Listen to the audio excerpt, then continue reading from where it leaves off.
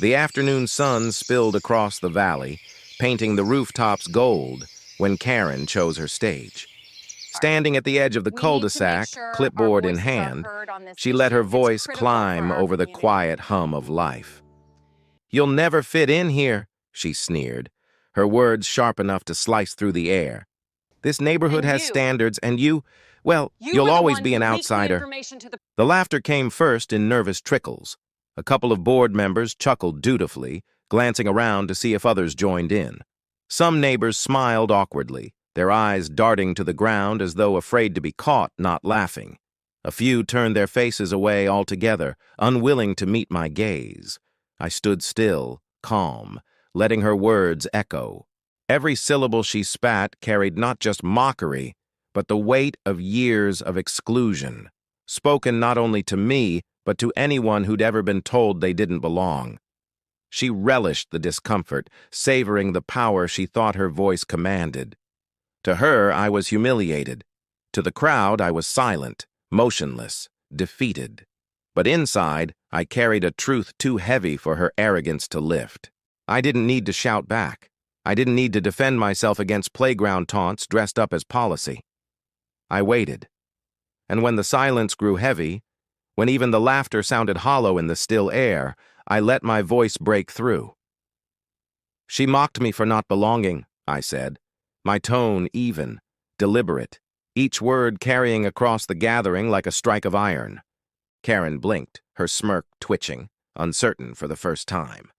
The crowd hushed, leaning forward, hungry for what would come next. What she didn't know? I let the pause stretch, the anticipation coiled tighter, eyes locked on hers. "I own the entire valley she lives in." Gasps rippled through the crowd. Nervous laughter gave way to shock, then disbelief. Karen's face stiffened, her bravado faltering as murmurs spread like wildfire among the neighbors. Some stared at me with wide eyes. Others shook their heads, as if trying to process what they had just heard, and in that moment, humiliation shifted its target. What had begun as a performance meant to diminish me was about to unleash shockwaves that would strip away her illusion of control. The air didn't settle after my words. It thickened. Karen's laughter faltered, but her pride wouldn't allow silence to linger too long. She quickly tried to rally, raising her voice louder than before. "Don't believe him. This community doesn't bend to empty boasts. We have rules. Rules that keep this place clean, safe, respectable." Her words echoed down the street, but this time the reaction wasn't laughter. It was unease. Neighbors who had long gone along with her bullying shifted their weight, suddenly aware of how fragile her grip really was. Because in truth, what she called rules were never about safety or cleanliness. They were about control, and control was Karen's obsession. This wasn't the first time she had tried to wield it. She dictated paint colors, policed mailbox designs, even lectured families about how many guests they could host for dinner. To her, power was measured in the number of times people bowed their heads rather than challenged her. But the road, the utilities, the soil beneath the gardens, these weren't hers to control. They belonged to the valley, and the valley belonged to me. Neighbors began murmuring, glancing from Karen to me, questions forming behind their eyes.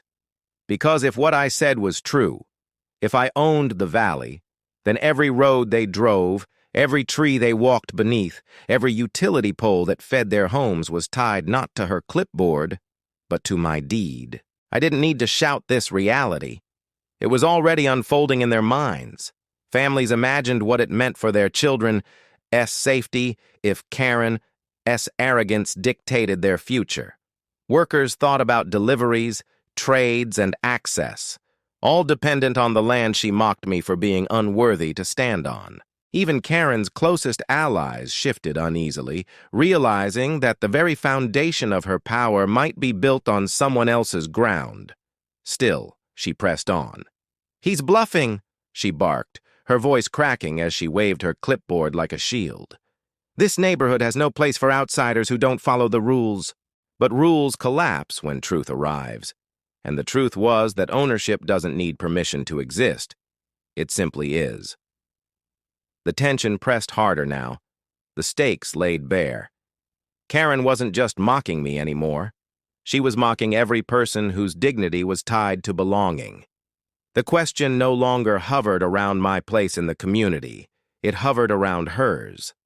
I let her words hang, let the crowd lean in closer, and then I set the next hook. But when she tried to weaponize exclusion, I said, calm and steady, she triggered a storm she never saw coming. The silence that followed wasn't empty. It was charged. Every eye waited for the storm to break, and Karen, though she didn't know it yet, was standing directly in its path. Karen wasn't born with power, but she lived as if she'd been promised it. The moment she secured her position on the HOA board, she treated it less like a duty and more like a crown. To her, the neighborhood wasn't a community of equals. It was a stage, and she was determined to play queen. She started small. At first, she nitpicked fences, too high, too colorful, too out of regulation. Then came the lectures about trash cans, how they couldn't be visible for more than 30 minutes after pickup. She once fined a young couple for planting sunflowers, insisting they were invasive. Her reach grew with every complaint, and so did her arrogance. The neighborhood split in two. Some people tolerated her, afraid of confrontation, quietly paying the fines she imposed. Others whispered resentment behind closed doors, but never dared to raise their voices. Karen thrived on that silence. She mistook it for respect when really it was exhaustion. Her favorite weapon wasn't paperwork. It was humiliation. At meetings, she singled people out, mocking their clothes, their accents, their supposed inability to meet community standards. She cloaked it all under the banner of pride. We must protect our neighborhood's image. But what she really meant was, I must remind you who's in charge. The irony was glaring. For all her talk of order, she herself bent rules whenever they suited her. She painted her shutters a forbidden shade of red, insisting they were historic. She built an oversized shed in her backyard without permits, dismissing any challenge with a laugh and a wave of her title. She even held parties that broke her own noise regulations, brushing aside complaints by saying, "That's different. It's me." It wasn't pride. It was entitlement. Entitlement so deep she could no longer tell the difference between leadership and tyranny. What made it worse was her flair for performance. Karen didn't simply enforce rules, she staged confrontations like public trials, ensuring an audience was present to watch her flex authority. She craved the whispers afterward, the gossip that affirmed her dominance. The HOA meetings weren't governance, they were theater, and she relished every curtain call. And yet, behind the performance, cracks spread. Parents grew weary of explaining to their children why their bike had been impounded for leaning against the wrong fence. Workers bristled at fines for parking a minute too long in the street. Families resented paying fees for projects that never materialized. Each petty battle she waged left deeper fractures in the very community she claimed to defend. Still, Karen pressed forward, convinced her mockery was power, convinced that no one would ever rise to stop her. Why would they? She'd spent years making sure everyone believed resistance was futile. But arrogance blinds. It blinds to truth, to limits, to the moment when the game shifts and the rules no longer bend in your favor. And in mocking me, mocking my roots, my difference, my so-called failure to fit in, she believed she was winning another easy round. She believed I was just another neighbor to silence with shame. What she didn't know was that her insults had landed not on a tenant, not on a guest, not on a powerless figure she could humiliate into silence. They had landed on the one man who owned the valley beneath her feet. And this time, Karen had mocked the wrong neighbor. This time, she had set herself up for a downfall unlike any before. Long before Karen strutted through cul-de-sacs with her clipboard, I walked this valley with calloused hands and unshakable resolve. My story didn't begin in HOA boardrooms or neatly manicured lawns. It began with sacrifice, with the weight of leaving behind a homeland in search of opportunity, and with the dream of building something that couldn't be taken away with a fine or a smirk. When I first arrived here, I was an outsider in every sense. My accent marked me, my clothes set me apart. My silence at neighborhood gatherings was taken for weakness, when really it was the silence of someone who had learned to listen more than speak. I worked long hours, often taking jobs others dismissed as too hard or too humble. Brick by brick, shift by shift, I saved not for luxury, but for stability. The valley became my sanctuary. Developers overlooked it, dismissing its rocky soil and rugged slopes. But where they saw inconvenience, I saw possibility. I invested carefully, acquiring the land parcel by parcel until the entire valley was mine, not as a trophy not to flaunt, but as a promise that my children would grow up never doubting where they belonged, a promise that no one could laugh me out of my own home. It wasn't easy. There were nights when I fell asleep at job sites, too tired to drive home. There were years when every penny went into taxes and maintenance rather than comfort. I missed birthdays, worked through holidays, and carried guilt for the sacrifices my family made alongside me. But every choice was guided by dignity, by the belief that roots, once planted deep enough, could withstand any storm. Neighbors didn't know this history when they saw me walk quietly past their lawns. They didn't see the paperwork filed, the surveys completed, the deeds transferred. They saw only the surface, an immigrant, a quiet man, someone who didn't laugh loudly at their barbecues or wear the same brands they did. And so Karen mistook quiet for weakness, dignity for submission. What she never realized was that I wasn't trying to fit into the mold she built.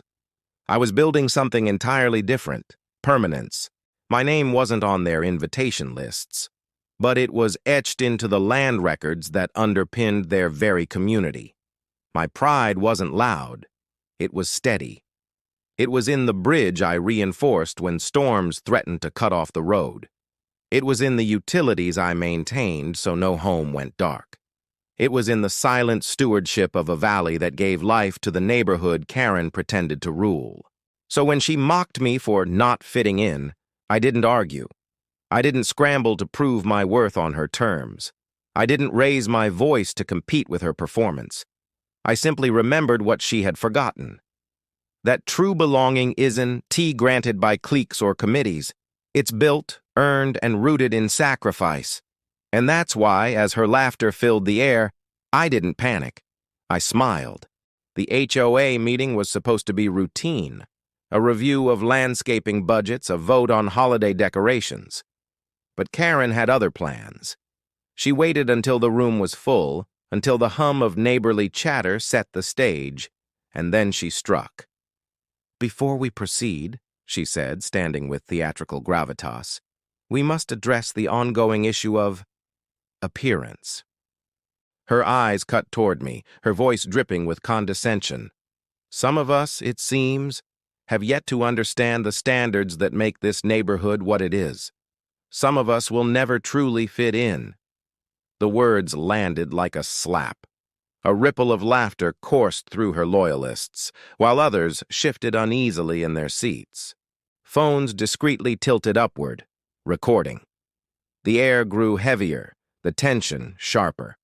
I sat calmly, hands folded, letting her monologue stretch. She thrived on performance, basked in the spotlight, and the longer she spoke, the more her arrogance spilled over. "This community demands pride, order, respectability," she continued, tapping her clipboard for emphasis. "We cannot allow outsiders to weaken what we've built here."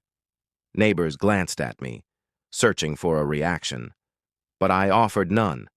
My stillness wasn't weakness, it was patience. Let her weave her rope tighter. Let her knot it herself. Karen mistook my calm for surrender. Emboldened, she leaned forward, her voice growing louder. "If you can't follow the standards, perhaps you should consider living elsewhere. Perhaps this valley is simply too much for you to handle." Gasps flickered around the room.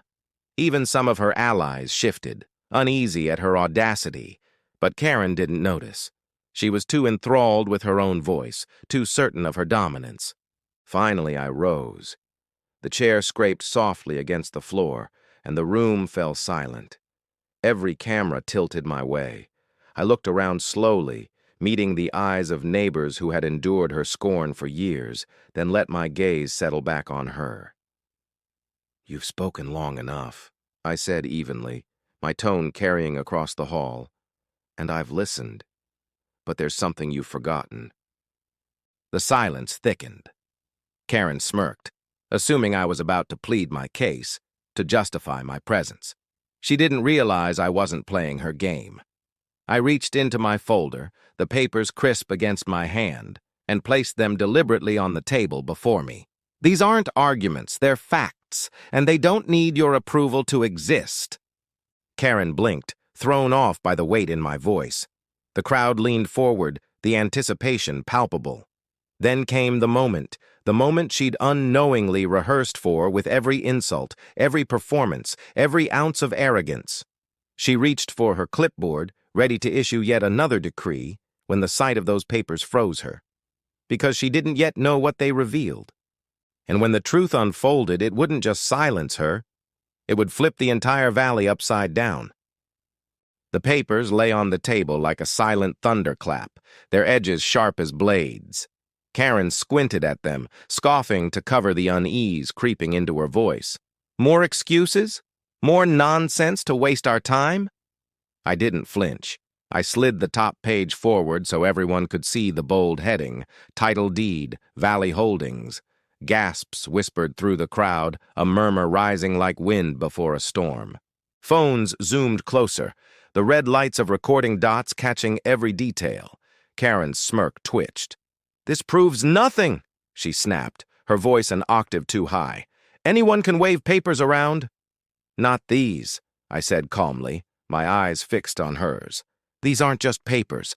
They're the deeds to this valley, the land beneath your homes, the roads you drive, the utilities you depend on." The room went still. Chairs creaked as neighbors leaned in, eyes wide, jaws slack. Whispers turned to disbelief, then to laughter, nervous at first, then bolder. Someone muttered, "She's been barking at the landlord." Another stifled a laugh which quickly spread until the whole room buzzed with incredulous amusement. Karen's mask cracked. The confidence that once filled her voice drained as her face flushed crimson. You're bluffing," she stammered. "The HOA—" "The HOA," I interrupted smoothly, "is a tenant. The valley is mine. Your authority stops where my ownership begins. You don't live above me, Karen. You live on my land." The words detonated like fireworks. Gasps burst into laughter, hands slapped tables, phones whipped higher to capture every angle of her unraveling. Karen froze, her clipboard trembling in her hand. For years she had mocked, fined, and bullied with impunity, convinced no one could touch her throne. And now, in a single moment, that throne had turned to dust beneath her feet. I didn't gloat. I didn't raise my voice. I simply let the truth hang in the air, undeniable and absolute, because power doesn't need volume. It needs certainty. Karen tried to speak, but no sound came. Her allies shrank back, unwilling to share her humiliation. Neighbors who once feared her now stared at her with something close to pity, as if watching a performer forget their lines mid-act. I gathered the papers slowly, deliberately, as though sealing her reign into its coffin. Then I looked at the crowd, not at her. For years, you've been told who belongs and who doesn't. Tonight, that ends. Tonight, you see the truth. The room erupted, not in chaos, but in relief, in release. Laughter, applause, the shouts of people finally freed from her grip. Karen stumbled back, her clipboard clutched like a shield with no power left. But this was only the beginning. Her humiliation didn't stop in that room. It was about to spread across the valley like fire. By the time the meeting ended, word was already sprinting faster than anyone could contain it. Neighbors stepped outside buzzing, phones still in hand, screens glowing with clips that had already begun to circulate. Laughter spilled down the sidewalks as someone replayed the moment Karen's jaw dropped, slowed to half speed, with captions that read, "She mocked the landlord." By morning, the valley wasn't just whispering, it was roaring. Memes surfaced on community forums. Karen's face beside crumbling castles, Karen holding a clipboard labeled "Invalid," Karen shouting while the caption read, "Rules don't apply on someone else's land." The punchlines wrote themselves. What had once been fear of her clipboard became ridicule, and ridicule is a wound arrogance cannot heal. The HOA board scrambled to save face. Emergency meetings turned into shouting matches. Some members resigned, unwilling to defend the indefensible. Others tried to distance themselves from her, claiming they'd never really supported her methods. But the damage was done. Her credibility wasn't just bruised, it was obliterated. Neighbors who had once bowed their heads now lifted them high. They waved when they passed me, some offering quiet thanks, others openly laughing about the night Karen lost her crown. For years, she had used humiliation to control. Now, humiliation had become her undoing. Social media only amplified it. Local groups picked up the clips, then bloggers, then news segments that relished the irony. HOA leader mocked neighbor, forgot he owned the valley. What was once her stage had become her public trial, and the verdict was unanimous. And yet, through the laughter and chaos, one truth stood taller than all the memes and headlines. Because the most powerful part of this story wasn't about ownership or land or even humiliation. It was about what her downfall revealed about dignity itself, and that revelation was still to come. When the laughter faded and the meetings dissolved into whispers of reform, I stood quietly in the same valley Karen once used as her stage. It wasn't triumph I felt, it was clarity. Because this was never just about property lines or titles or deeds. It was about dignity. Karen mocked me for being different, for not fitting into her narrow mold of belonging. But belonging isn't something granted by clipboards or committees. It's earned through sacrifice, through quiet perseverance, through truth. And the truth is unshakable, even when arrogance tries to shout it down. The valley became more than land that day. It became a symbol that bullies collapse when confronted not with rage, but with knowledge. A symbol that calm patience can be louder than mockery. A symbol that dignity, once revealed, casts a shadow no arrogance can escape. Neighbors who once lowered their eyes began to see themselves in that moment. Immigrants, workers, families who had felt the sting of exclusion recognized that justice isn't always loud, it is steady, it's rooted, it's undeniable. And that was the real lesson.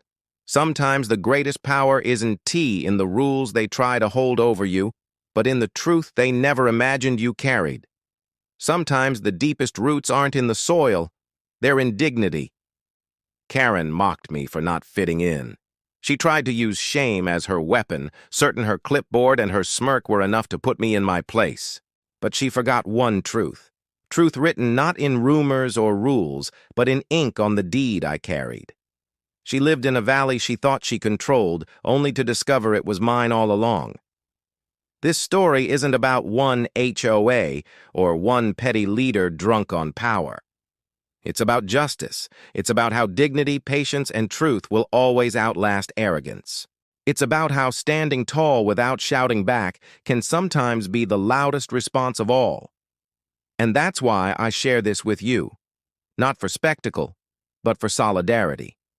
Because every time someone tries to diminish you, every time someone tells you that you don't belong, remember this. Belonging isn't theirs to give or take. It's yours to build, to protect, and to live with pride. If this story spoke to you, if you've ever faced a Karen in your own life, then join this movement. Like, share, and subscribe. Together, we'll keep proving the same lesson. Dignity will always stop arrogance cold.